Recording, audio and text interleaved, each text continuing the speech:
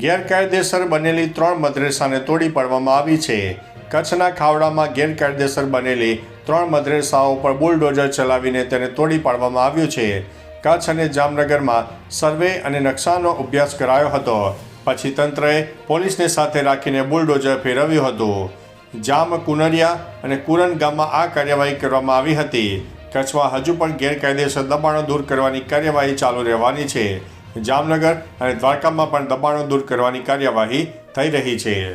અન્ય મહત્વના સમાચારની વાત કરીએ તો ગૂગલ પેને ટક્કર આપશે જીઓ પે. જીઓ હવે યુપીઆઈ પેમેન્ટ માર્કેટમાં પણ ધમાકેદાર એન્ટ્રી કરવાનો પ્લાન કરી રહ્યો છે. સામાન્ય રીતે તમે દુકાનો પર પેટીએમ સાઉન્ડ બોક્સ જોયું હશે. હવે તેમાં જીઓ પણ એન્ટ્રી કરી શકે છે. એક રિપોર્ટ અનુસાર જીઓ સાઉન્ડ બોક્સનું ટ્રાયલ સ્ટાર્ટ થઈ ચૂક્યું છે અને ટૂંક સમયમાં જ તમને દુકાનો પર તે જોવા મળી શકે છે. એટલે કે તેનાથી મુકેશ અંબાણી સીધા પેટીએમ, ફોનપે અને ગૂગલ પેને ટક્કર આપી શકે છે.